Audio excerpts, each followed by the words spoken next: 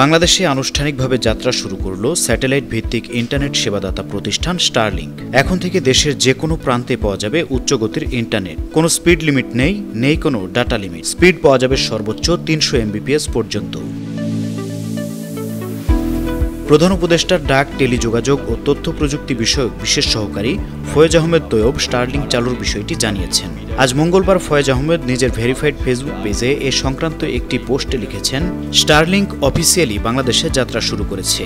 গতকাল বিকালে তারা আমাকে ফোন করে বিষয়টি জানিয়েছে এবং আজ সকালে তাদের এক্স হ্যান্ডেলে বিষয়টি নিশ্চিত করেছে। ফয়েজ আহমেদ আরও জানিয়েছেন, শুরুতে স্টারলিংক দুটি প্যাকেজ দিয়ে শুরু করছে, স্টারলিংক রেসিডেন্স এবং রেসিডেন্স লাইট। মাসিক খরচ একটিতে ৬,০০০ টাকা, অপরটিতে ৪,২০০ টাকা।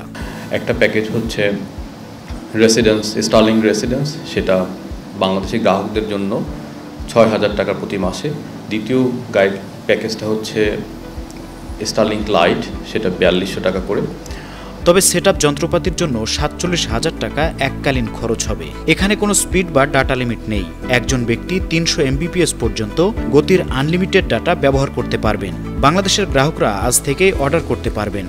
তো আমরা মনে করি যে স্টারলিংকের কোনো ডেটা লিমিটেশন থাকবে না, এবং এই দিক থেকে এটা আরেকটি রেকর্ড, বাংলাদেশের ইতিহাসে প্রথমবারের মতো আনলিমিটেড একটা ডেটা প্যাকেজ, সত্যিকার অর্থে আনলিমিটেড একটা ডেটা প্যাকেজ। তিনি আরও জানিয়েছেন, খরচে হলেও এর মাধ্যমে প্রিমিয়াম গ্রাহকদের জন্য উচ্চমান এবং উচ্চগতির ইন্টারনেট সেবা প্রাপ্তির টেকসই বিকল্প তৈরি হয়েছে। পাশাপাশি যেসব এলাকায় এখনও ফাইবার কিংবা দ্রুতগতির ইন্টারনেট সেবা পৌঁছেনি, সেখানে কোম্পানিগুলো ব্যবসা সম্প্রসারণের সুযোগ পাবেন। এনজিও, ফ্রিল্যান্সার এবং উদ্যোক্তারা বছরব্যাপী নিরবচ্ছিন্ন উচ্চগতির ইন্টারনেটের নিশ্চয়তা পাবেন। News desk, ৫২ TV.